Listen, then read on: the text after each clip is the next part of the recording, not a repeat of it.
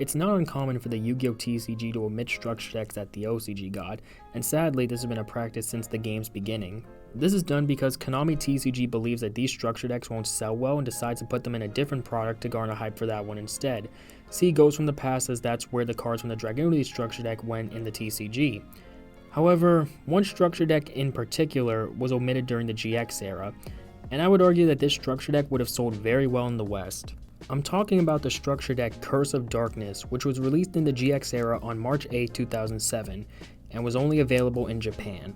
The deck's strategy focused on beatdown with dark monsters and card destruction through continuous effects, and some new cards introduced were Diabolos, King of the Abyss, Prometheus, King of the Shadows, and a new virus card in Eradicator Epidemic Virus, a card that was once limited at one point.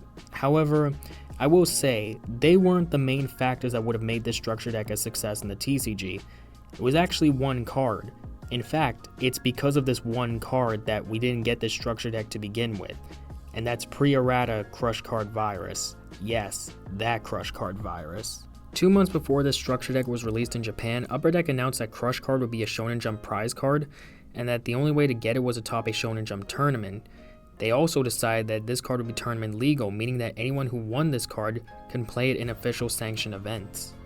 This one decision is pretty much the reason why Upper Deck didn't release this structure deck in the US. Instead, all of the new cards in the set were shoved into Force of the Breakers coming out in May.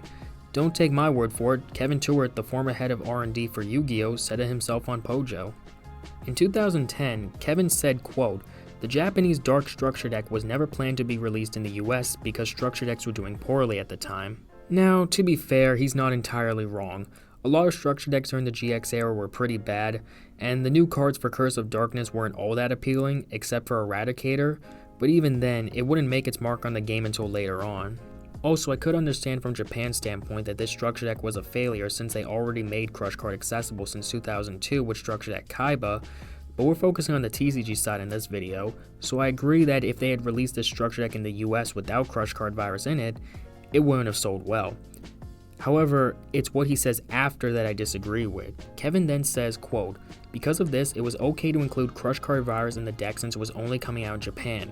Since Crush Card Virus was the Shonen Jump prize card at the time, it was out of the question to put it in a structure deck that would be released in the US." End quote. Okay, I got two things to say about this statement. My first question is, whose decision did it come down to for having Crush Card Virus not be in a US version of this structure deck? Was it Upper Deck or Konami of Japan?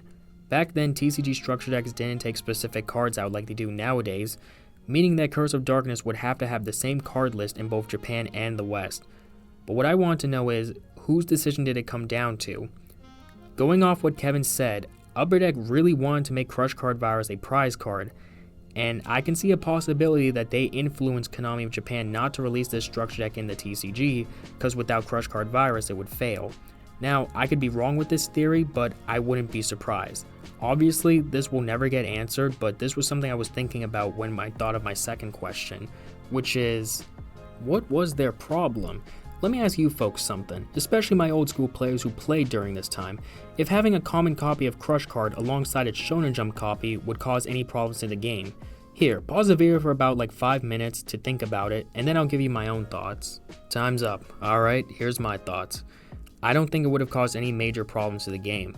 I asked the first question because I feel like this was purely Upper Deck's influence that prevented this structure deck from being in both the OCG and TCG regions with the same card list.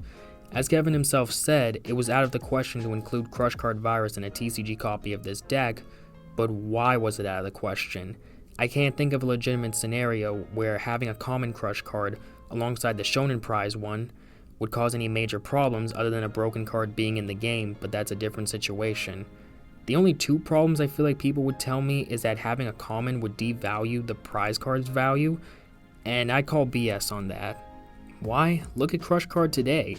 Despite it being errated and having a common copy, the prize card version is still a high valued card today. The same can be said for the other prize cards like Stein, Goldsark, Shrink, etc. They're still high valued even to this day. The second problem I feel like people would say is having a common copy would devalue the hype at the time, but even then I still disagree because you get access to a higher rarity of a popular card. You know, with the debate around prize support, A lot of people suggested doing special rarities of cards that are already accessible, like a special rarity of Ash Blossom, SP Little Knight, or any other staple that's accessible. In a way, Upper Deck could have done that with cards like Crush Card Virus, like here's a common copy, but if you win a Shonen Jump tournament, you get an ultra rare copy. I don't think anyone would have a problem with that, unless back then players had a different mentality, but gatekeeping it behind a prize wall did piss people off. The point is, I really don't get the issue here of excluding Crush Card from a TCG version of Curse of Darkness. Plus, while I'm not a business expert, I feel like Kevin shot himself in the foot with this decision, as I genuinely believe that if this structure deck came to the US with Crush Card Virus in it, it would have sold very well for them. Competitive players would have had access to a powerful staple, casuals would get their hands on one of Kaiba's most popular cards, and Upper Deck would make a profit. It's a win-win scenario. To put this into context, Crush Card never had a TCG release before its Shonen Jump printing, and when they did quote-unquote mass release it to the public, it was in Gold Series and they short printed it. Players wouldn't have easy access to Crush Card until Turbo Pack 1. However, a month later, Konami of Japan banned it, so really for most of Crush Card's pre-errated life in the TCG, it was inaccessible to the majority of the player base, and people were pissed at Kevin for this decision. If Upper Deck had decided to put this in the US version of Curse of Darkness, they could have avoided this problem altogether. Some people might say that no one's going to buy a whole structure deck just for one card, and they're entirely wrong. There are cases where one card can sell an entire structure deck even if the deck itself isn't appealing to most players. I think a perfect example of this is the Cyberdark structure deck, which didn't make Cyberdarks that much better. Playable, yes, but not that much. Regardless, most people bought this thing out, and it was because Infinite Impermanence finally became an affordable card after 4 years of being gatekept behind a $20 plus paywall. I remember a personal story where I went to my local card shop and they told me that one person bought the entire case of this structure deck, and I guarantee you it was all because of Imperm. If the TCG decided to take Imperm out of it, I guarantee the structure deck wouldn't have sold well. Here's an example of TCG taking a card out of a structure deck which caused it to fail in the process, which was the Charmer structure deck from 2020. The OCG's version had Evenly Match in it, which was pretty inaccessible to most TCG players since 2017, but when it came to the West, they took it out, and the structure deck flopped pretty hard. Charmers didn't become that much better, and there was nothing else appealing for people to buy it. One last example I have, which I feel like people will have a problem with, but I remember this being a real thing when it came out, was the Soul Burner structure deck. Yes, I know Salamangreat was one of the best decks during TOS format, but I'm telling you, some people bought this just so they can finally get a copy of Ash Blossom. They didn't want to play Salamangreat, they wanted the Ash Blossom because she's one of the most popular hand traps in the game, but before she was a $40 plus card for 2 years.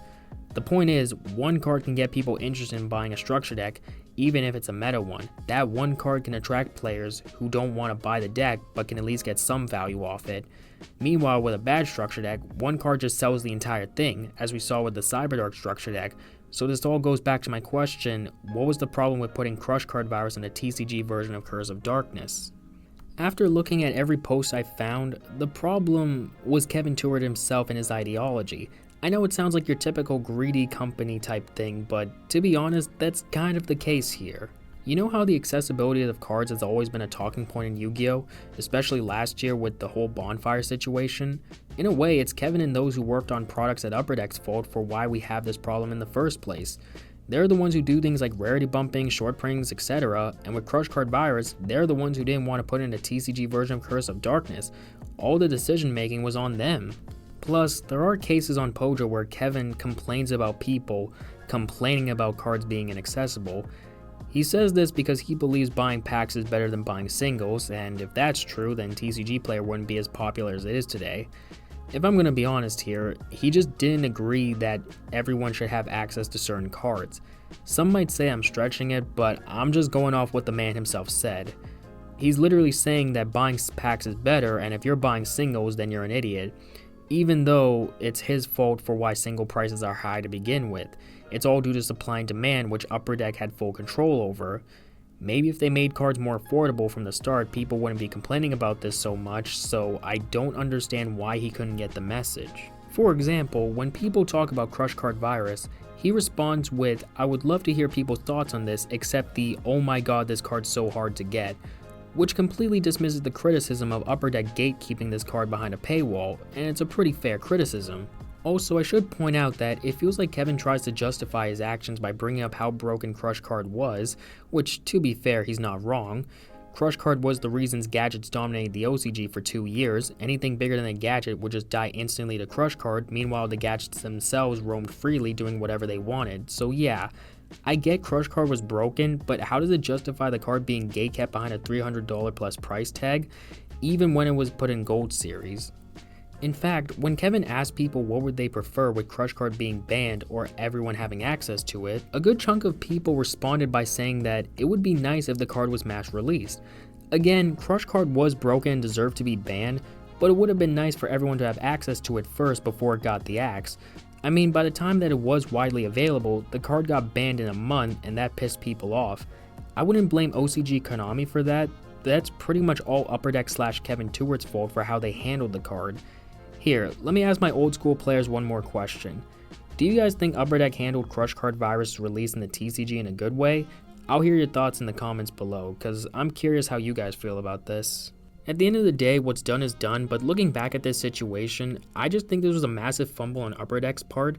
Players wouldn't have been gatekept out of Crush Card, and Upper Deck themselves could have made a massive profit on it, but who knows. I'm just giving my opinion here. Maybe I'm wrong, but I just wanted to talk about this whole thing. Anyways, that's pretty much the end of this video. I'm down to hear what you guys have to say in the comments below, so yeah, with that out of the way, I hope you enjoyed the video and have a good day.